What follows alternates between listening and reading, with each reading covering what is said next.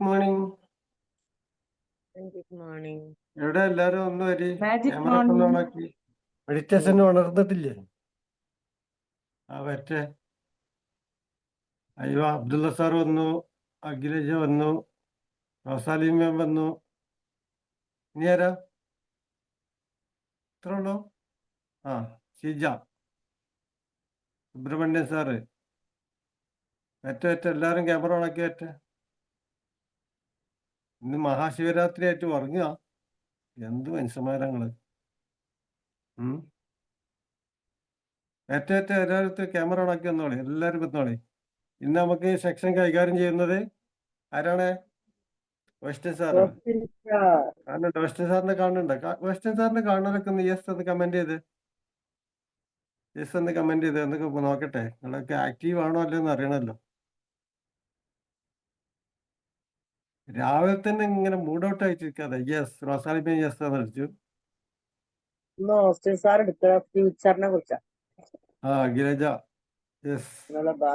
Unnikrishnan sir yes അടിച്ചിട്ടുണ്ട്. Okay, thank you, എല്ലാവർക്കും നന്ദി. വെസ്റ്റൻ സാർ സ്റ്റാർട്ട് ചെയ്തോളൂ.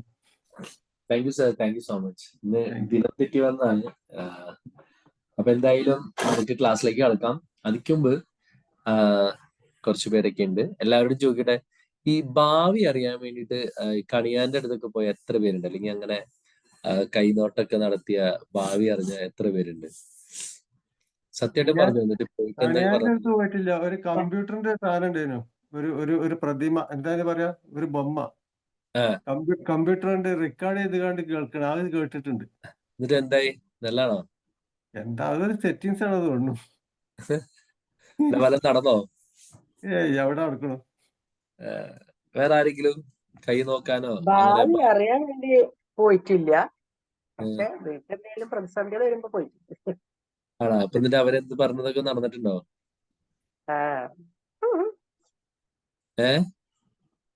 അവര് നമുക്ക് കുറച്ച് കാര്യങ്ങൾ പറയും, അപ്പൊ നമ്മളത് ചെയ്യാൻ നോക്കും. ഒരു വിശ്വാസത്തിനാണ് ചെയ്യുന്നു എന്ന് മാത്രം. ആർക്കെങ്കിലും തോന്നിയിട്ടുണ്ടോ നമുക്കൊരു ഫ്യൂച്ചർ ഇങ്ങനെ അറിയാൻ പറ്റിയ, ഭാവി അറിയാൻ പറ്റിയ നല്ലതായിരുന്നു? നമ്മൾ എന്ത് പരിപാടി തുടങ്ങണേ? എല്ലാവരും ഷെയറായേ പറ. എന്നിട്ട് ആരും പോയിട്ടില്ല? ആരെങ്കിലും വല്ല കണിയാന്മാരുടെ കൈയൊക്കെ കാണിച്ചിട്ട് നിങ്ങൾ ഭാവിയിൽ ഇന്നതാവും, ഇങ്ങനെയാവും ഇങ്ങനെയാവും എന്നൊക്കെ ആരും പറയല്ലേ? നോണ പറയരുത്. ആരെങ്കിലും ഒക്കെ പോയിട്ടുണ്ടാവും. ഒന്നില്ലെങ്കിലും ഈ വഴിയിലിരിക്കുന്ന ആൾക്കൊരു 10 രൂപ കൊടുത്തിട്ടെങ്കിലും ഭാവി പറയിപ്പിച്ച ആരെങ്കിലും ഉണ്ടാവും. ഞാൻ ആദ്യം ശിവരാത്രിക്കൊക്കെ പോകുമ്പോ അവിടെ മണൽത്തിട്ടയിലൊക്കെ ഇങ്ങനെ ഉണ്ടാവും, കൈ നോക്കുന്നത് സത്തനശീട്ടൊക്കെ എടുത്തിട്ട്. കുറെ മുമ്പൊക്കെ ചെറുപ്പത്തിലൊക്കെ ഞാൻ അങ്ങനെ നോക്കിയിട്ടുണ്ട്. ആ സമയത്ത് പറഞ്ഞതൊക്കെ ഏകദേശം നടന്നിട്ടുണ്ട്. അന്ന് വിശ്വസിച്ചതായിരിക്കും. രാജ്യം വിട്ടു പോകുന്ന അങ്ങനെ സൗദി അറേബ്യ പോയിട്ടുണ്ട്. അങ്ങനത്തെ 1-2 ചെറിയ ചെറിയ കാര്യങ്ങളൊക്കെ. വേറെ ആരുമില്ല? കൈ നോക്കിയിട്ടുണ്ട്, പക്ഷെ അത് സത്യം പറഞ്ഞാൽ ഭാവി അറിയാനോ ബാക്കിയുള്ളതിന് വേണ്ടിയിട്ടല്ല. അവര് ജീവിക്കുന്നത് ഈ ഒരു ഇങ്ങനെ ചെയ്തിട്ടല്ലേന്ന് വിചാരിച്ചിട്ട് കാണിച്ചു കൊടുത്തിട്ടുണ്ട്. അല്ലാണ്ട് അവര് പറയണത് വിശ്വസിച്ചുകൊണ്ടൊന്നും നമുക്ക് ഭാവി അറിയണം എന്നൊന്നും വിചാരിച്ച് ചെയ്തിട്ടില്ല. അവരെ ഉപജീവന മാർഗം അല്ലേന്ന് വിചാരിച്ചു. Very good, very good.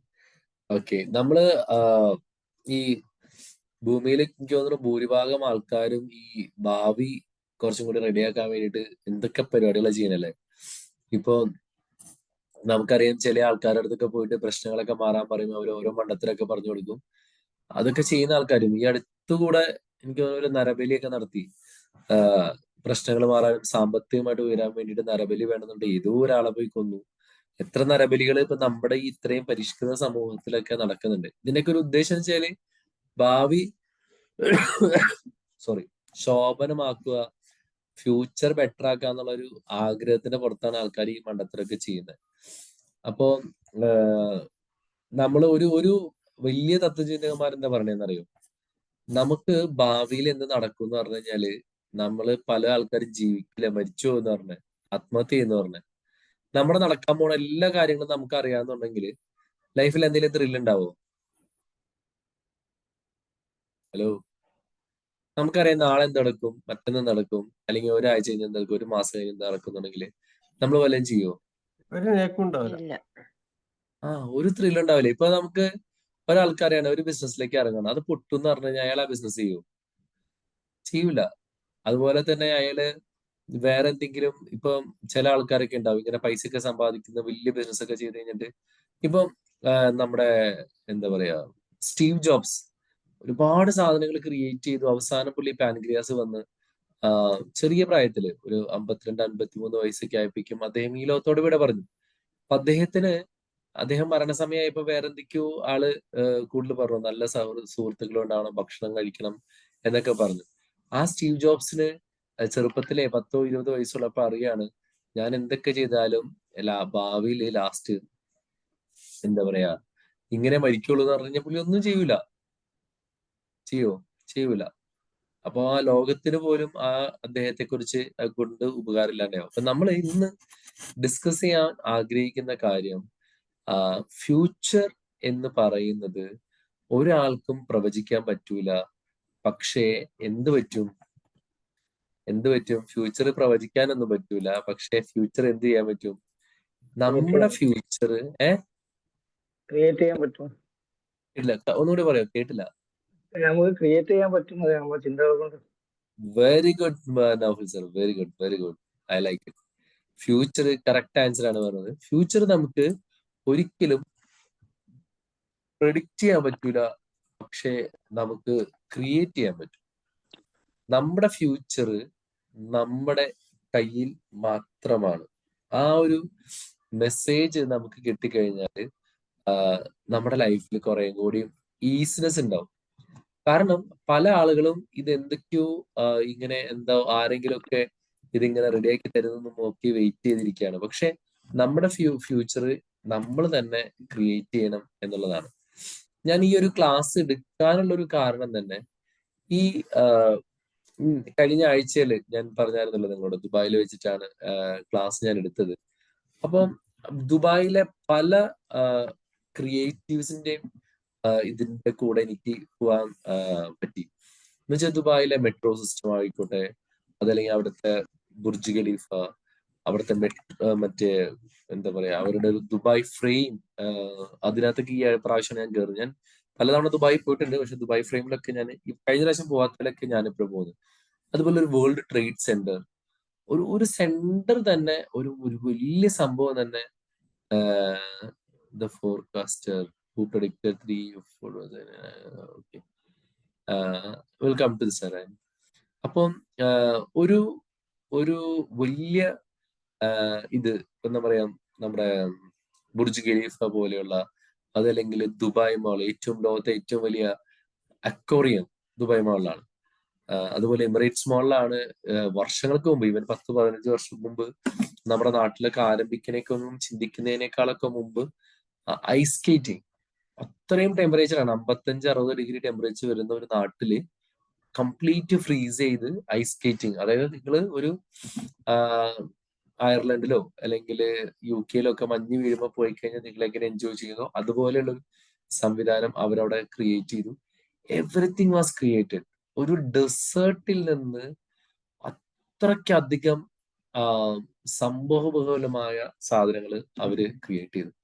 That means ഒരു 50 വർഷം കൊണ്ട് അവര് ഒരു സീറോ ആയിരുന്ന, ഒരു മണല് മാത്രമായിരുന്ന ഒരു സ്ഥലത്തെ ഒരു ലണ്ടൻ പോലെ ബിസിയുള്ള ഒരു സിറ്റി ആക്കിയിട്ട് അവർ മാറ്റി. So the thing is that the future they have created. അവരുടെ ഫ്യൂച്ചർ ക്രിയേറ്റ് ചെയ്തു. അപ്പൊ എനിക്ക് തോന്നിയൊരു കാര്യം, നമ്മുടെ ക്ലാസ്സിൽ എന്തുകൊണ്ട് അതിനെക്കുറിച്ച് ഡിസ്കസ് ചെയ്തിടാന്ന്, അതിലെ ഏറ്റവും എന്നെ ഭയങ്കരമായിട്ട് ഇൻസ്പയർ ചെയ്തൊരു സംഭവം എന്താണെന്ന് വെച്ച് കഴിഞ്ഞാല്, നമ്മള് ഈ ദുബായ് ഫ്രെയിം കാണാൻ പോകുമ്പോൾ, ദുബായ് ഫ്രെയിം കണ്ടോ എത്ര പേരുണ്ട്? അതിനകത്ത് എൻട്രി ചെയ്താൽ എത്ര പേരുണ്ട്? ആരെങ്കിലും ഉണ്ടോ അതിനകത്ത്? ഹലോ, ആരുമില്ലേ? യെസ്സോ നോ പറ. എല്ലാവരും ഉറങ്ങിയോ? No sir, no.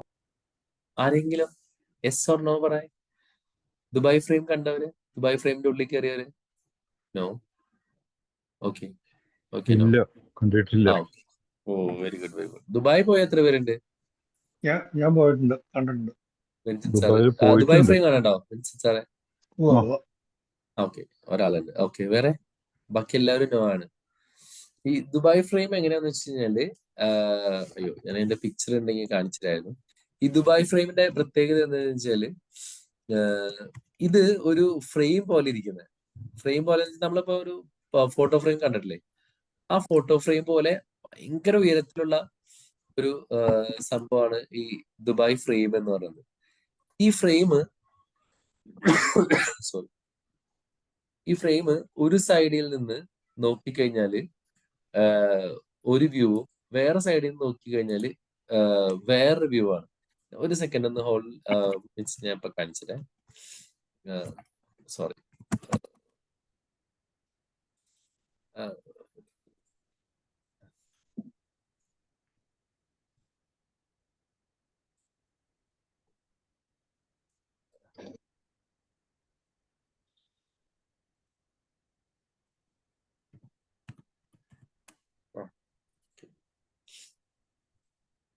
ഇതാണ് ദുബായ് ഫ്രെയിം. നമ്മൾ കാണാത്തവരൊക്കെ കണ്ടോട്ടാ. ഇത് ഇത്രയും ഹൈറ്റിൽ നിൽക്കുന്ന ഒരു ഒരു വലിയൊരു സംഭവമാണ് ഈ ദുബായ് ഫ്രെയിം എന്ന് പറയുന്നത്. നമുക്ക് ഇതിന്റെ ഒരു പ്രത്യേകിച്ച് നിങ്ങൾ നോക്കി അറിയാൻ പറ്റും. ഇത് താഴെ എന്നൊക്കെ പറഞ്ഞാൽ ഈ ഫ്രെയിം അറിയാലോ, ഇത്രയും വലിയ ഫ്രെയിമാണ്. നമുക്ക് ഇതിന്റെ അകത്തുകൂടെ എൻ്റർ ചെയ്തിട്ട് ഈ ലിഫ്റ്റിലൂടെ നമ്മൾ മുകളിൽ കയറി കഴിഞ്ഞാൽ ഈ മുകളിൽ നമുക്കൊരു സ്കൈ വാക്ക് ഉണ്ട്. ഈ താഴെ കാണുന്ന ഈ ഒരു പോർഷൻ ഉണ്ടല്ലോ, ഇത് ഗ്ലാസ് ആണ്. അപ്പൊ ഇതിന്റെ മുകളിൽ കൂടെ നമുക്ക് നടക്കാൻ പറ്റും. ഈ ഗ്ലാസിന്റെ മുകളിൽ കൂടെ ഇവിടെ ഇത്രയും സൈഡിൽ ഗ്ലാസ് ഉണ്ട്. അപ്പൊ ഈ താഴെയൊക്കെ ഉള്ളത് അത്രയും ഹൈറ്റിന്റെ മുകളിൽ നിന്ന് ഗ്ലാസ്സിൽ കൂടെ നടക്കുമ്പോൾ പേടിയുള്ളവർക്ക്, താഴെ വീഴുമെന്ന് പേടിയുള്ളവർക്ക് ഒരു പുതിയൊരു എക്സ്പീരിയൻസ് ആയിരിക്കും. എല്ലാത്തവർക്കും ഒരു എക്സ്പീരിയൻസും ഇല്ല. പക്ഷേ ഞാൻ ഇതിനകത്ത് പറയാൻ ആഗ്രഹിച്ച ചില കാര്യം, ഈ ഫ്രെയിമിന് രണ്ട് സൈഡ് ഉണ്ടാവും, ഇപ്പുറത്തും സൈഡ് ഇപ്പുറത്തും സൈഡ്. എന്നെ ഏറ്റവും അതിശയിപ്പിച്ച ഒരു കാര്യം എന്താണെന്ന് വെച്ചാല് ഈ ഫ്രെയിമിന്റെ ലെഫ്റ്റ് സൈഡിൽ നിന്ന് നിങ്ങൾ ഇങ്ങോട്ട് ദുബായിലേക്ക് നോക്കുകയാണെങ്കിൽ അവിടെ ഓൾഡ് ദുബായ് ആണ്. അവിടെ നിന്ന് റൈറ്റിലോട്ട് നോക്കുകയാണെങ്കിൽ ന്യൂ ദുബായ് ആണ്. എന്ന് വെച്ചാല് ഈ ലെഫ്റ്റ് സൈഡിൽ നിന്ന് ഇങ്ങോട്ട് നോക്കിക്കഴിഞ്ഞാല് നിങ്ങൾ സർപ്രൈസ് ചെയ്യുന്ന ഏറ്റവും വലിയൊരു കാര്യം എന്തായിരിക്കും എന്ന് വെച്ച് കഴിഞ്ഞാല് ഫുള്ള് ചെറിയ ചെറിയ ബിൽഡിങ്ങുകളാണ്. കുഞ്ഞു കുഞ്ഞു ബിൽഡിങ്ങുകൾ എന്ന് വെച്ചാല് അധികം ഹൈറ്റ് ഇല്ലാത്ത അറബ്സ് ഒക്കെ താമസിക്കുന്ന അല്ലെങ്കിൽ ആളുകളൊക്കെ താമസിക്കുന്ന ചെറിയ വീടുകൾ. ഹൈറ്റുള്ള ബിൽഡിങ്ങേ ഇല്ല ഈ ഫ്രെയിമിന്റെ ഇപ്പുറത്തെ സൈഡിലേക്ക് നോക്കുമ്പോൾ. അതേസമയം കാര്യം നമ്മൾ ഇത്ര ഹൈറ്റിൽ നിന്നാണല്ലോ നോക്കുന്നത്, അപ്പൊ നമുക്കെല്ലാം കൃത്യമായിട്ട് കാണാൻ പറ്റും. ഇവിടെ നിന്ന് റൈറ്റിലേക്ക് നോക്കുമ്പോഴാണ് ദുബായിയുടെ ചരിത്രത്തിലുള്ള ബുർജ് ഖലീഫ ആയിക്കോട്ടെ, പാം ജുമേർ, അങ്ങനെ ഏറ്റവും ഫേമസ് ആയിട്ടുള്ള ഏറ്റവും ക്രിയേറ്റീവ് ആയിട്ടുള്ള എല്ലാ സാധനവും റൈറ്റ് സൈഡിലാണ് അവര് അതിനകത്ത് വരുന്നത്. അത് അവര് ക്രിയേറ്റ് ചെയ്താണോ എന്ന് എനിക്ക് അറിഞ്ഞുകൂടാ സത്യത്തില്, അല്ലെങ്കിൽ അവിടെ എക്സ്പാൻഷൻ വന്നുകൊണ്ടായിരിക്കാം. പക്ഷെ ഈ ഫ്രെയിം ചെയ്തപ്പോൾ അവരത് നോക്കി തന്നെയാണ് ചെയ്തിരിക്കുന്നത്. ലെഫ്റ്റിലേക്ക് ഓൾഡ് ദുബായിയുടെ ഒരു ഫ്രെയിമും ന്യൂ ദുബായിയുടെ ഒരു ഫ്രെയിമാണ് ഈ ഒരു ഫ്രെയിമിൽ വെച്ചിരിക്കുന്നത്. അത് മാത്രമല്ല, നമ്മൾ ഈ ഇതിനകത്ത് എൻ്റർ ചെയ്ത് നമ്മൾ താഴേക്കൂടെ പോകുന്ന സമയത്ത് ഏറ്റവും താഴെ ഭാഗത്ത് ഇതിനകത്ത് ഇവർ കാണിക്കുന്നത്, നമ്മൾ ഫസ്റ്റ് കാണുന്നത് ഓൾഡ് ദുബായ് എങ്ങനെയായിരുന്നു എന്നാണ്. അതായത് കൃഷിയും അതുപോലെ തന്നെ കച്ചവടവും ഒക്കെ ആയിട്ടുള്ള അറബ്സ് ജീവിക്കുന്നത് എങ്ങനെയാണെന്നുള്ള ഒരു പിക്ചർ നമുക്ക് കാണും. അതിനുശേഷം നമ്മൾ മോളിൽ ചെന്ന് തിരിച്ചിറങ്ങുമ്പോൾ അവർ ഫ്യൂച്ചർ കാണും. അപ്പൊ ഇതിന്റെ ഏറ്റവും പ്രത്യേകതയാണ് എനിക്ക് കാര്യം ഒരു മനസ്സിലായത് എന്ന് വെച്ച് കഴിഞ്ഞാല് ആ ഒരു ഷെയ്ഖ് അവരുടെ ഫ്യൂച്ചർ ക്രിയേറ്റ് ചെയ്യാൻ വേണ്ടി he has taken tremendous effort. അദ്ദേഹത്തിന്റെ ഫേമസ് ആയിട്ടൊരു കോട്ട് അവിടെ എഴുതി വെച്ചിട്ടുണ്ട്. ഞാൻ നിങ്ങൾക്ക് ഇത് കഴിയുമ്പോൾ ഒരു വീഡിയോ ഞാൻ കാണിച്ചു തരാം. അതിനകത്ത് അദ്ദേഹം എഴുതി വെച്ചിരിക്കുന്നത് വെച്ചാല് we may not leave for 100 years. We may not leave for 100 years. നമ്മൾ 100 വർഷം ജീവിക്കില്ല. പക്ഷെ but the creative we have created will create legacy. നമ്മൾ ഉണ്ടാക്കി വെക്കുന്ന ക്രിയേറ്റീവ്സ് ഒരു ലെഗസി ക്രിയേറ്റ് ചെയ്യും എന്നുള്ളതാണ് അദ്ദേഹം പറഞ്ഞ ഒരു കാര്യം. അപ്പം അദ്ദേഹം പറഞ്ഞതിന്റെ ഒരു കാര്യത്തിനോട് സ്പഷ്ടമായിട്ട് നിൽക്കുന്ന എനിക്ക്, അവിടെ ഞാൻ മീറ്റിങ്ങിലൊക്കെ പോയി കഴിഞ്ഞപ്പോൾ ഒരു അറബിയുടെ ഓഫീസിൽ പോയി, അറബീനെ മീറ്റ് ചെയ്തു. ഹി വാസ് വെരി നൈസ് ഗായ്. അദ്ദേഹം ഈ ഷെയ്ഖ് മുഹമ്മദിന്റെ കൂടെ വർക്ക് ചെയ്താണ്. അദ്ദേഹം പറയുന്നത് വെച്ചാല് ഈ നമ്മുടെ ഷെയ്ഖിന്, രാജാവിന് ഉറക്കമില്ലാതാണ്. ഓരോ ദിവസവും എങ്ങനെ ക്രിയേറ്റീവായിട്ട് പുതിയത് ഉണ്ടാക്കാം എന്ന് പുള്ളി ഇങ്ങനെ ചിന്തിച്ചുകൊണ്ടിരിക്കുന്നു. പുള്ളിയുടെ ടീമിലുള്ളവരെ അതുപോലെ തന്നെ ഇൻസ്പയർ ചെയ്ത് കൊണ്ടുനടക്കും.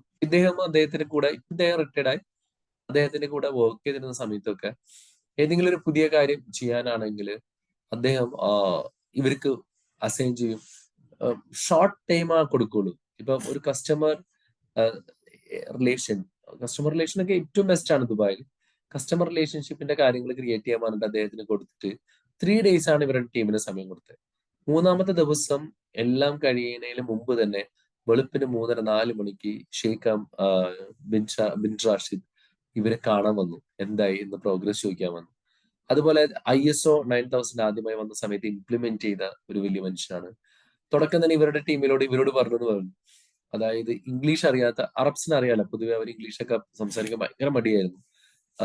ഇപ്പോഴും സൗദിയിലൊക്കെ പോയി കഴിഞ്ഞാൽ പല അറബ്സിനും ഇംഗ്ലീഷ് അറിഞ്ഞൂടാ. പക്ഷെ ഷെയ്ഖ് പറഞ്ഞത് ദുബായിലെ ഷെയ്ഖ്സിലെ അവരുടെ ടീമിൽ വർക്ക് ചെയ്യുന്ന എല്ലാവരും നന്നായി ഇംഗ്ലീഷ് സംസാരിക്കും. കാരണം അദ്ദേഹം അറബ്സിനോട് പറഞ്ഞു, ഇവരുടെ ടോപ്പ് ടീമിനോട് പറഞ്ഞു, if anyone who doesn't know English you can go out.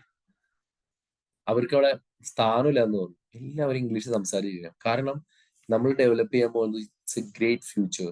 ഇവിടെ ഒരുപാട് ആളുകൾ വരാനുള്ളതാണ്. അവർക്ക് എല്ലാവർക്കും അറബ് അറിയില്ല. ലോകം മുഴുവനും ദുബായിലേക്ക് ഒഴുകിയെത്തണം. So he was a great vision. അപ്പം അദ്ദേഹം ഒരു പുതിയൊരു ദുബായിനെ ക്രിയേറ്റ് ചെയ്യായിരുന്നു. അപ്പൊ നമ്മുടെ ലൈഫിലും ഒരു ഒരു ഫ്യൂച്ചർ ഉണ്ടാവണമെങ്കിൽ നമുക്ക് കൃത്യമായ ഒരു വിഷൻ തന്നെ വേണം. First point I want to say that, ഒരു ക്ലിയർ വിഷൻ. അത് ഷെയ്ഖ് കൃത്യമായ ഒരു വിഷൻ ഉണ്ടായിരുന്നു. അതാണ് നമ്മൾ ഇന്ന് കാണുന്ന ദുബായ്. നിങ്ങൾക്കറിയാം, വെറും മരുഭൂമിയാണ്. ഒരു 10-50 വർഷങ്ങൾക്ക് മുമ്പ് മരുഭൂമിയായിട്ട് പൊടിക്കാറ്റ് അടിച്ച് നടന്ന ഒരു സ്ഥലം, ജീവിക്കാനായിട്ട് കുറച്ച് 1-2 വീടുകളുള്ള സ്ഥലം ഇന്ന് ആളുകൾ ഒഴുകാണ്. ഞാനിപ്പോ ഈ കഴിഞ്ഞ ദിവസം പോയ സമയത്ത് അവിടെ വേൾഡ് ഫുഡ് എക്സ്പോ നടക്കുകയാണ്, ഗൾഫ് ഫുഡ് എന്ന് പറഞ്ഞ പേരിൽ.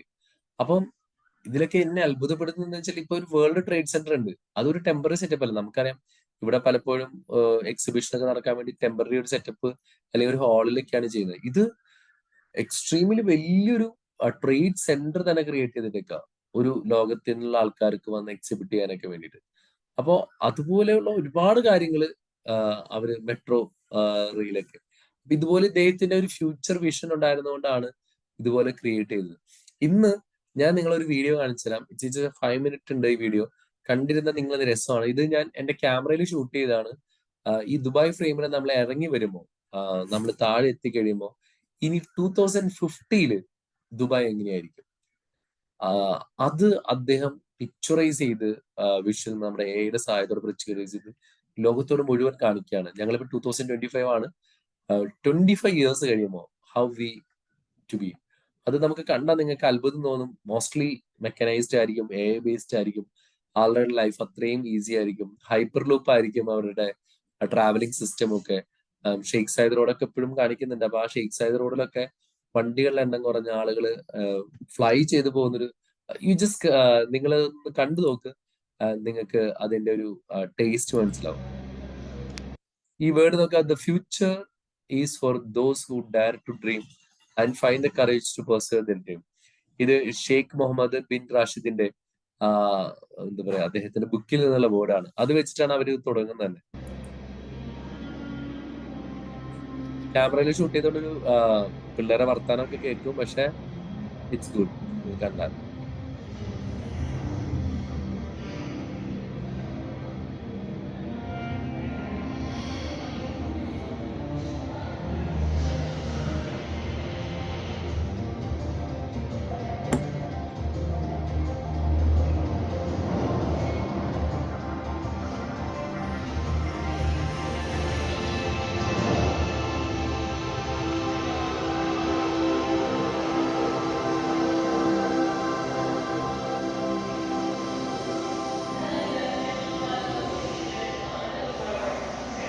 ആ പറന്ന് നടക്കുന്നതൊക്കെ ഹൈപ്പർ ലൂപ്പുകളാണ്.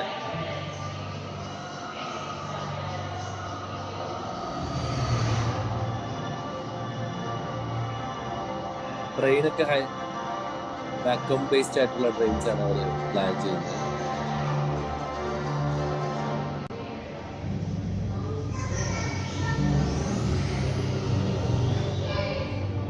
ഓൾറെഡി ദുബായ് ഇതിന്റെ പദ്ധതികൾ തുടങ്ങിയിട്ടാവും. എയർ കാറുകളുടെ നോർമൽ കാറിന് പോലെ എയർ കാറുകളും പോലുള്ള സംവിധാനങ്ങളും.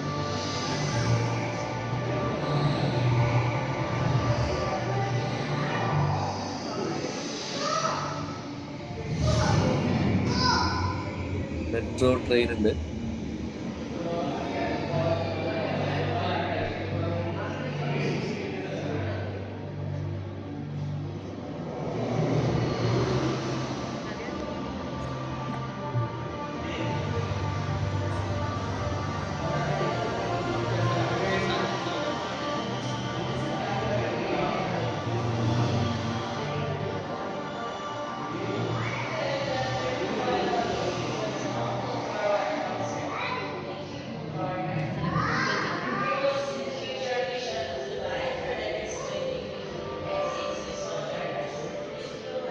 ഇത് ഫ്യൂച്ചർ ട്രാൻസ്പോർട്ട് സിസ്റ്റം ആണ് അവര് പ്ലാൻ ചെയ്തിരിക്കുന്നത്. ഇതിനകത്തൊക്കെ റോബോട്ട്സ് ഒക്കെ ആയിരിക്കും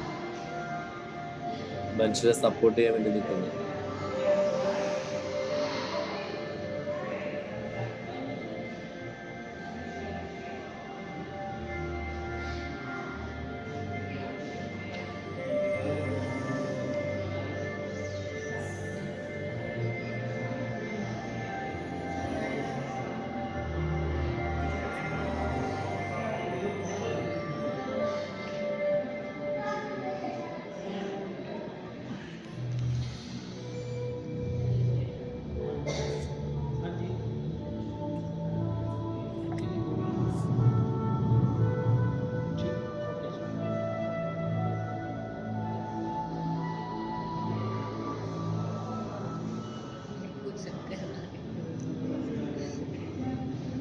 ഇപ്പൊ ക്യൂറി ഉണ്ട്, അതിന്റെ ഒരു അഡ്വാൻസ്ഡ് വേർഷൻ ആണ് അവർ പ്ലാൻ ചെയ്യുന്നത്.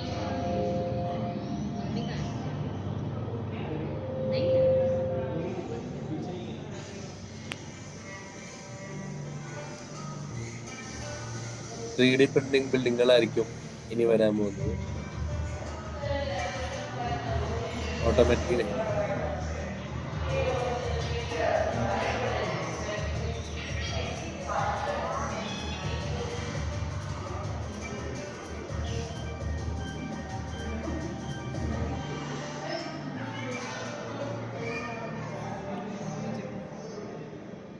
ഹെൽത്ത് കെയറിൽ advancement they are planning something like കൈയൊടിച്ച ഒരാൾ വന്നു കഴിഞ്ഞാല് കയറുമ്പോഴേക്കും സ്കാൻ ചെയ്തിട്ട്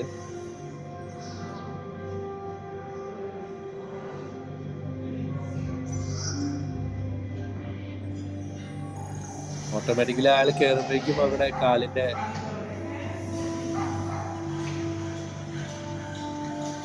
ത്രീ ഡി പ്രിന്റിംഗ് മോഡൽ ഉണ്ടാക്കുകയാണ്.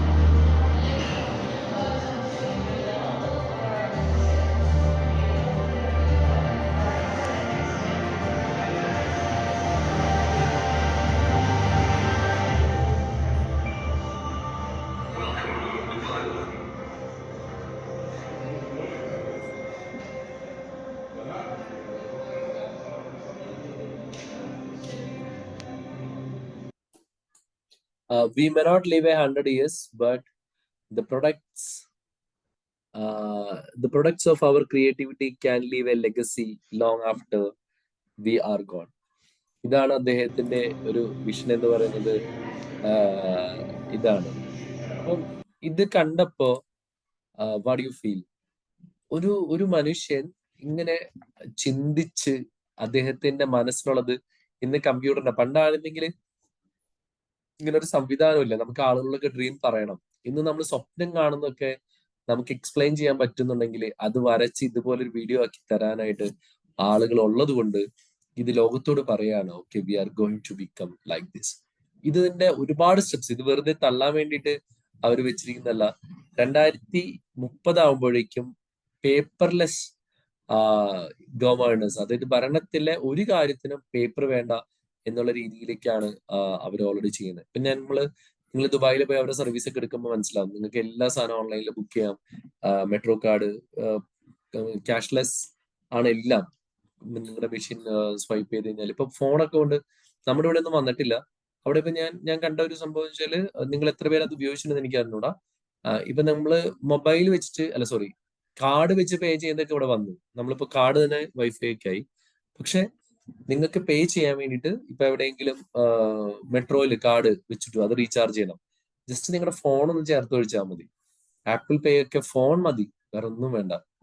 ഇനി കുറച്ച് കഴിയുമ്പോൾ ഫോണും വേണ്ടാണ്ടാവും. വെറുതെ കയ്യിലൊരു ചിപ്പ് ഉണ്ടെങ്കിൽ നിങ്ങൾക്ക് എല്ലാം നടക്കാവുന്ന ഒരു സിറ്റുവേഷനിലേക്കാണ് അത്രയും ഫാസ്റ്റ് ആയിട്ട് അവര് ചെയ്തു പോകുന്നുണ്ട്. ഇതിന്റെ ഒരു കാര്യം എന്താണെന്ന് വെച്ച് കഴിഞ്ഞാല് they have A clear vision ഉണ്ട്.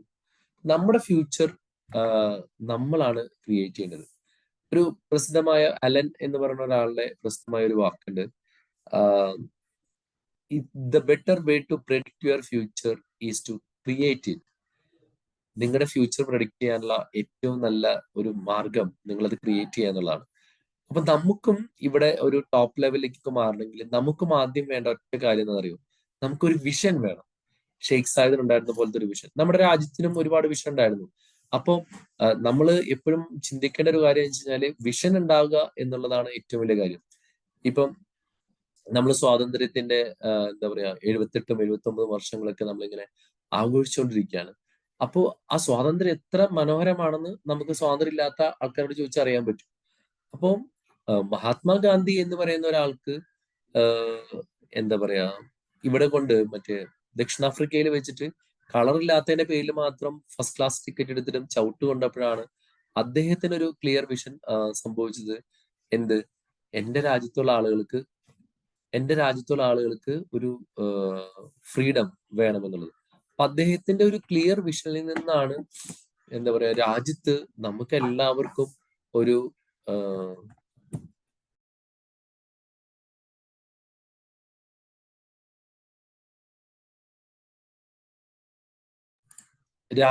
അദ്ദേഹത്തിന്റെ ഒരു ക്ലിയർ വിഷനാണ് രാജ്യത്തിലുള്ള സകലമാന ആളുകൾക്കും സ്വാതന്ത്ര്യം കിട്ടിയത്. അപ്പൊ നമുക്കറിയാം മഹാത്മാഗാന്ധിയുടെ ഒക്കെ ഒരു കപ്പാസിറ്റി എന്താണ്, വളരെ കുറവായിരുന്നു. ഒരു ഇല്ലിച്ചൊരു മനുഷ്യൻ ഇത്രയും വലിയ മഹാരാജ്യത്ത് ഇത്രയും അധികം അധിനിവേശമുള്ള ബ്രിട്ടീഷ് പട്ടാളക്കാരെ ഇവിടെ നിന്ന് പുറത്താക്കാമെന്ന് പറഞ്ഞു കഴിഞ്ഞാല് ദാറ്റ് ഈസ് നമ്മളെപ്പോലെ ഒരാൾ ചിന്തിക്കുമ്പോൾ അത് ഇമ്പോസിബിൾ ആണ്. പക്ഷെ മഹാത്മാഗാന്ധിക്ക് ക്ലിയർ ഒരു വിഷൻ ഉണ്ടായിരുന്നത് ഈ ഭൂമിയിൽ അല്ലെങ്കിൽ ഈ ഇന്ത്യ രാജ്യത്ത് ഞാൻ സ്വാതന്ത്ര്യത്തിലേക്കും. ആ ഒരു വിഷനിലേക്ക് ആളുകൾ ചേരുകയും അഹിംസയിലൂടെ സമരം ചെയ്ത് അവസാനം നമ്മുടെ ഇന്ത്യ രാജ്യത്തുള്ള സകലമായ ആൾക്കാരെയും ഇവിടെ നിന്ന് തുരത്തുകയും ചെയ്തു. That is A part of vision. അങ്ങനെ വിഷണറി ആയിട്ടുള്ള ആളുകൾ വന്നത് കൊണ്ട് മാത്രമാണ് നമ്മുടെ നാട് ഡെവലപ്പ് ചെയ്യുന്നത്. അതില്ലാത്തതിന്റെ കുറവ് നമുക്ക് പറയാം.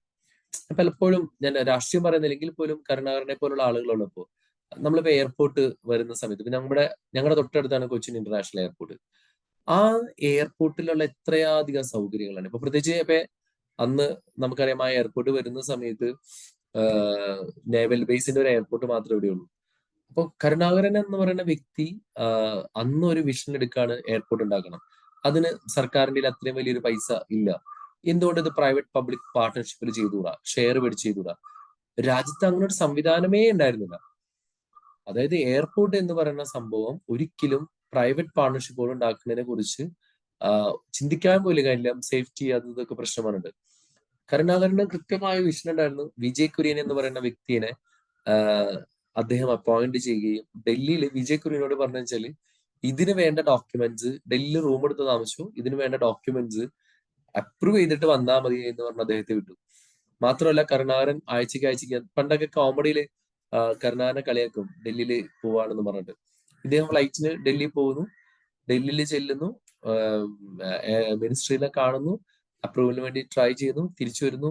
അങ്ങനെ അപ്രൂവല് വാങ്ങിയെടുത്ത ഒരു സംഭവമാണ് കൊച്ചിൻ ഇന്റർനാഷണൽ എയർപോർട്ട്.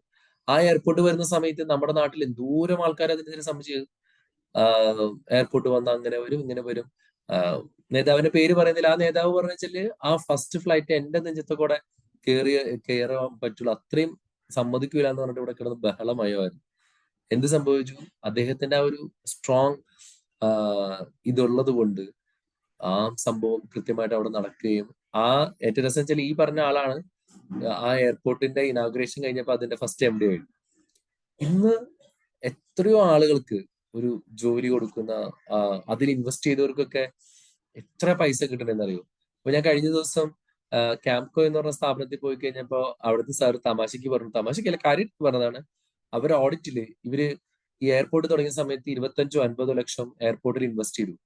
അപ്പൊ അന്ന് വരുന്ന ഓഡിറ്റേഴ്സ് ഒക്കെ എഴുതി വെക്കും, നിങ്ങൾ എന്തുകൊണ്ട് ഈ ഒരു ഡിസിഷൻ എടുത്തു, ഇത് ക്യാംകോ അറിയാലോ ഗവൺമെന്റ് ബേസ്ഡ് കമ്പനിയാണ്, ഇത് നിങ്ങൾക്ക് നഷ്ടം വരുത്തൂലേ എന്നൊക്കെ പറഞ്ഞ് എഴുതി കൊറിയിടുമായിരുന്നു. പക്ഷേ ഇപ്പൊ കഴിഞ്ഞ കുറെ വർഷങ്ങളായിട്ട് ഏകദേശം 30% എന്ന് വെച്ചാൽ 10, 20, 30 ലക്ഷമൊക്കെ എല്ലാ വർഷവും അവർക്ക് ഡിവിഡൻഡ് ആയിട്ട് കിട്ടുന്നുണ്ട്. അപ്പൊ ഇപ്പൊ വരുന്ന ഓഡിറ്റേഴ്സ് കൊറിയിടുന്നത് വെച്ചാൽ എന്തുകൊണ്ട് നിങ്ങൾ 25 ലക്ഷം അല്ലെങ്കിൽ അത്ര 50 ലക്ഷം ഇൻവെസ്റ്റ് ചെയ്ത് കൂടുതൽ ഇൻവെസ്റ്റ് ചെയ്യാൻ പാടുണ്ടായില്ലേ എന്നാണ് കൊറിയിടുന്നത്. So the person who have a vision will create the future. അതുപോലെ നമുക്കറിയാം സ്മാർട്ട് എക്സ്പ്രസ് ഹൈവേ വരുന്ന സമയത്ത് ഇവിടെ എതിർത്തുകൊണ്ടാണ് അത് ഇന്ന് പോയത്. ഇന്ന് നമുക്കറിയാം അന്ന് എനിക്ക് തോന്നുന്നു ഉമ്മൻചാണ്ടി മന്ത്രിസഭയിലാന്ന് തോന്നുന്നു, അന്ന് അത്രയും വലിയ വഴി വരണം അല്ലെങ്കിൽ അത്രയും വലിയ എക്സ്പ്രസ് ഹൈവേ വരണം എന്ന് പറഞ്ഞപ്പോ കൊടി പിടിച്ച് ഞങ്ങളെ എന്താ പറയാ വീടുകൾ തമ്മിൽ അകന്നു പോകും എന്നൊക്കെ പറഞ്ഞ് ഇന്ന് നമുക്കറിയാം നമ്മുടെ ട്രാൻസ്പോർട്ടേഷൻ എന്തോരം കഷ്ടപ്പെടുന്നു. കാര്യം വിഷൻ ഉണ്ടായിരുന്നു, പക്ഷെ അത് നടത്താനുള്ള ഒരു കാപ്പബിലിറ്റി ഉണ്ടായില്ല. അപ്പോൾ നമ്മള് ഒരു കൃത്യമായ ഒരു വിഷൻ ഉണ്ടെങ്കിൽ ആ വിഷനെ ബേസ് ചെയ്തിട്ട് നമ്മുടെ ലൈഫിലും നമ്മളൊരു ക്ലിയർ ഗോൾ സെറ്റ് ചെയ്യണം. നമുക്കും വേണം വിഷൻ. നമ്മൾ വലുതാവുമ്പോൾ എന്താവണം, അല്ലെങ്കിൽ നമ്മുടെ ഒരു ഭാവിയെ കുറിച്ച്, നമ്മുടെ നാടിനെ കുറിച്ച് ഒരു കൃത്യമായിട്ടൊരു വിഷൻ സെറ്റ് ചെയ്തതിന് ശേഷം അതിന് ഗോൾ സെറ്റ് ചെയ്യാം. അതിന് വേണ്ടിയിട്ടുള്ള സ്കിൽസ് നമ്മൾ ഡെവലപ്പ് ചെയ്യണം. നമുക്കില്ലാത്ത സ്കില്ലാണെങ്കിൽ നമ്മൾ ഡെവലപ്പ് ചെയ്യണം. അത് മാത്രമല്ല നമ്മുടെ അഡാപ്റ്റബിൾ ആയിരിക്കണം. നമ്മൾ ഈ ചേഞ്ചസിനോടൊക്കെ എങ്ങനെ പുതിയ പുതിയ നമ്മളൊരു കാര്യം സെറ്റ് ചെയ്ത് പോകുന്ന സമയത്തായിരിക്കും ഡെവലപ്മെന്റ്സ്, ടെക്നോളജിയിലെ ഡെവലപ്മെന്റ്സ് വരും, ബാക്കിയുള്ള കാര്യങ്ങൾ വരുമ്പോഴും നമ്മൾ അതിനൊക്കെ അഡാപ്റ്റബിൾ ആവുകയും അതിനെ ബേസ് ചെയ്തിട്ട് നമ്മൾ കുഞ്ഞു കുഞ്ഞു ആക്ഷൻസ് എടുത്ത് മുന്നോട്ട് പോകുമ്പോൾ നമുക്ക് ഒരു ലെഗസി ഇവിടെ ക്രിയേറ്റ് ചെയ്യാൻ പറ്റും. നമുക്ക് നമ്മുടെ ഒരു ഫ്യൂച്ചർ നമുക്ക് ക്രിയേറ്റ് ചെയ്യാൻ പറ്റും. അപ്പോൾ നമ്മുടെ ഫ്യൂച്ചർ എന്ന് പറയുന്നത് നമ്മുടെ കയ്യിൽ മാത്രമാണ്, വേറെ ഒരാളുടെയും കയ്യിലല്ല. And we can always create our future. അപ്പൊ ഇന്ന് ഈ ക്ലാസ് അറ്റൻഡ് ചെയ്ത നിങ്ങൾക്ക് നിങ്ങളുടെ ജീവിതത്തിൽ ഒരു വലിയൊരു ഫ്യൂച്ചർ ക്രിയേറ്റ് ചെയ്യാനായിട്ടുള്ള വലിയ മനസ്സുണ്ടാവട്ടെ എന്നും അതിന് കൃത്യമായിട്ടൊരു വിഷൻ ഉണ്ടാവട്ടെ എന്നും ഞാൻ ആഗ്രഹിക്കുന്നു, പ്രാർത്ഥിക്കുന്നു. Over to you sir. Thank you sir. Thank Thank you. You. Prasad sir മുങ്ങി, സാറിനൊന്നും എന്തോ പരിപാടി ഉണ്ടാക്കാം പോയി. അപ്പൊ നല്ലൊരു ക്ലാസ് ആണ് സാർ എടുത്തത്. എല്ലാരും ഫ്യൂച്ചർ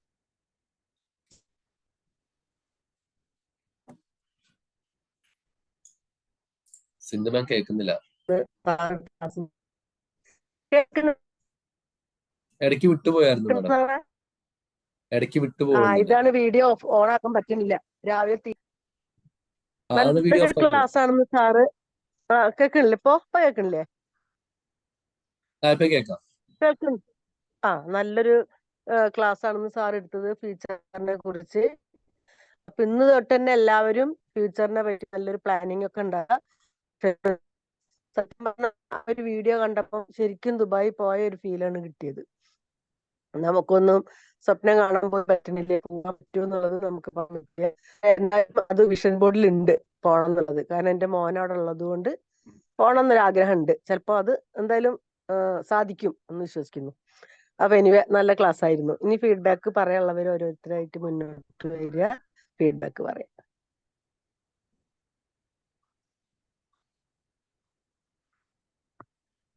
ഹലോ പറഞ്ഞു. ഫീഡ്ബാക്ക് പറയാൻ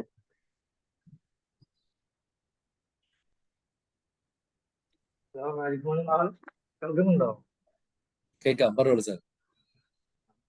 വളരെ നല്ലൊരു ക്ലാസ് ആയിരുന്നു, നല്ലൊരു പ്രചോദനമായിട്ടുള്ള ഒരു ക്ലാസ്. കാരണം ഒരു വിഷയം ഉണ്ടാക്കി കഴിഞ്ഞാൽ അതിലേക്ക് എങ്ങനെ പോകണം, അതേപോലെ തന്നെ അത് എങ്ങനെ നമുക്ക് ഇംപ്ലിമെന്റ് ചെയ്ത് അത് ക്ലാരിറ്റി വരുത്തണം. അതേപോലെ നമ്മൾ ഒരു ഈ വീഡിയോയിലൂടെ മനസ്സിലായത് 25 വർഷങ്ങൾക്ക് ശേഷം എന്താണെന്നുള്ളത്. അതേപോലെ നമ്മൾ ചെറിയ ഗോളുകളും ഒരു മാസം കൊണ്ടുള്ളതോ ഒരു 1 year ഉള്ളതുകൊണ്ടോ ഒന്നും ചെയ്യാതെ വലിയൊരു വിഷയം ഉണ്ടാക്കുക, അതിന് വേണ്ടി എഫേർട്ട് എടുക്കുക. അതിന്റെ റിസൾട്ട് എന്തായാലും വരുന്ന നമുക്ക് ദുബായ് പോലുള്ള ഓരോ സിറ്റികൾ കാണുമ്പോൾ മനസ്സിലാവും. അതേപോലെ അത് കമ്പയർ ചെയ്തിട്ട് നമുക്ക് ആവശ്യമുള്ളത് എന്താണോ, നമ്മുടെ കുടുംബത്തിന് ആവശ്യമുള്ളത് എന്താണോ, നമ്മുടെ സമൂഹത്തിന് ആവശ്യമുള്ളത് എന്താണോ, അതൊക്കെ നമ്മൾ ഇന്നത്തെ ക്ലാസ്സിൽ നിന്ന് വ്യക്തമായി മനസ്സിലാക്കി.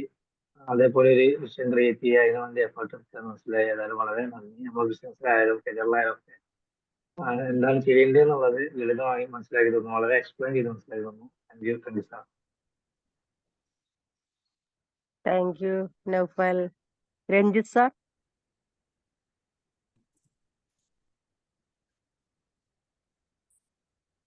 ഹലോ.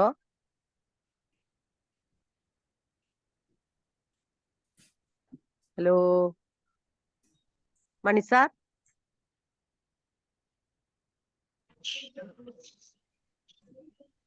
മാജിക് മോർണിംഗ് സാർ, ഞാൻ കണ്ണൂരാണ്.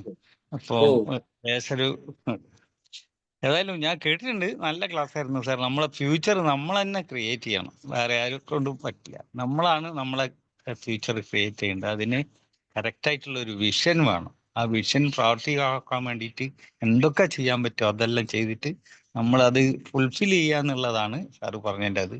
അതുപോലെ തന്നെ ദുബായിലുള്ള ആഫ്റ്റർ 25 years എങ്ങനെ ഉണ്ടാവും എന്നുള്ളത് ഇപ്പോഴേ അവർ മുൻകൂട്ടി കണ്ടിട്ട് അത് പൂർത്തീകരിക്കാനുള്ള നടപടികൾ സ്വീകരിച്ചു എന്നൊക്കെ പറയുമ്പോൾ ഭയങ്കര ഒരു അത്ഭുതം തോന്നുകയാണ്.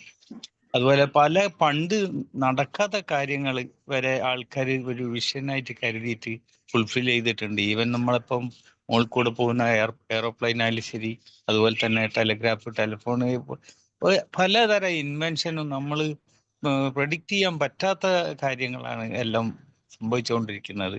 അപ്പം ഒരു വിഷൻ ഉണ്ടെങ്കിൽ അതെല്ലാം പൂർത്തീകരിക്കാൻ പറ്റും എന്ന് തന്നെയാണ് നമുക്ക് പറയാനുള്ളത്. നല്ലൊരു ക്ലാസ് ആയിരുന്നു sir. Thank you very much. Thank you so much sir. Thank you so much.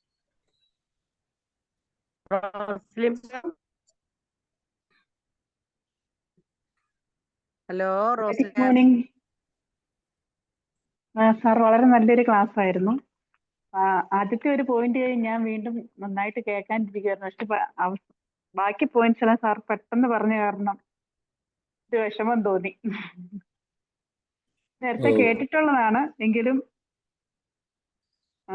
ആദ്യത്തെ പോയിന്റ് നല്ല വിശദമായിട്ട് പറഞ്ഞപ്പം ഞാൻ കുറെ കൂടെ കേൾക്കാനായിട്ട് ആഗ്രഹിച്ചിരുന്നു. ഓക്കെ. ഞാനത് നമുക്ക് ബാക്കിയുള്ള പോയിന്റ്സ് കൂടി നമുക്ക് അടുത്ത ദിവസങ്ങൾ നോക്കാം. Okay sir, thank U. Thank you so much. നന്നായിരുന്നു സർ, വളരെ നന്നായിരുന്നു. ക്ലാസ്സുകൾ എല്ലാം ആദ്യം മുതൽ അവസാനം വരെയും കേട്ടിരിക്കാനും കണ്ടിരിക്കാനും പുതിയ പുതിയ അറിവുകൾ വളരെ നന്നായിരുന്നു. Thank you very much sir. Thank you sir. Thank you so much. Austin sir, hi. വളരെ ഒരു നല്ലൊരു ക്ലാസ് ആയിരുന്നു സർ. വളരെ മികച്ചൊരു ക്ലാസ്. ഞാൻ പറയാൻ ഉദ്ദേശിച്ച പോയിന്റ്സ് തന്നെയാണ് എല്ലാവരും പറഞ്ഞത്. പക്ഷെ ഇനി ഇതുപോലെയുള്ള നല്ല ക്ലാസ്സുകൾ തന്നെ ഇനിയും പ്രതീക്ഷിക്കുകയാണ് സർ. നല്ലൊരു ക്ലാസ് ആയിരുന്നു. Thank you sir. Good morning Austin sir. Hi. ഞാൻ കുറച്ച് നാളത്തിന് ശേഷമാണ് സാറിന്റെ ക്ലാസ് കേൾക്കുന്നത്. ഇന്നത്തെ ക്ലാസ് വളരെ ഇൻഫോർമേറ്റീവായ ക്ലാസ് ആണ്. ഭാവി കാര്യങ്ങൾ ദുബായിൽ നടക്കുന്നത് നമ്മൾ മുന്നേ കൂട്ടി നമുക്ക് കാണിച്ചു തന്നതിന് വളരെയധികം നന്ദി. പിന്നെ നമ്മളെ ഭാവി നമ്മൾ തന്നെ ക്രിയേറ്റ് ചെയ്യണം എന്നുള്ള സത്യമാണ്. അത് വളരെ വ്യക്തമാക്കി തന്നതിന് thank you all. Have a nice day. Thank you sir. Thank you നേട്ടാ. Thank you. ഇനി ആരാ പറയുന്നേ? ഇത് 4 മിനിറ്റും കൂടി ഉണ്ട്. Vincent sir.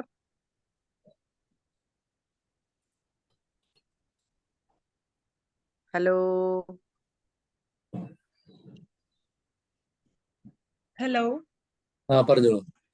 കേൾക്കുന്നുണ്ട്.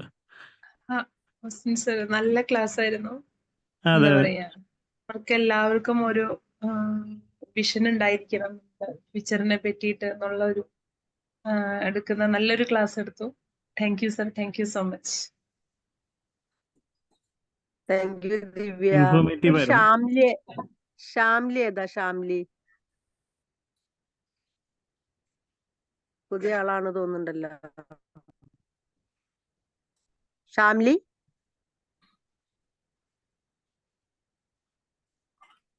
ഇനി വേറെ ആരാ പറയുന്ന? ഒരു 3 മിനിറ്റും കൂടി ഉണ്ട്. Hello Austin sir. നമുക്കന്ന് വൈൻഡപ്പ് ചെയ്യാം ആരും അല്ലേ? ഒന്നും പറയാനേ നിർത്തിയാലോ? അതെ, നിർത്താം. ഓക്കെ അപ്പൊ സാർ, എല്ലാവർക്കും എന്തായാലും നല്ലൊരു ക്ലാസ് ആയിരുന്നു. Okay, thank you so much. Thank you so much. അപ്പൊ എല്ലാവർക്കും നല്ലൊരു ഫ്യൂച്ചർ ഞാൻ ആശംസിക്കുകയാണ്. നമുക്കിനി അടുത്ത ക്ലാസ്സിൽ കാണാം. Thank you. Thank you sir. Okay. Thank you.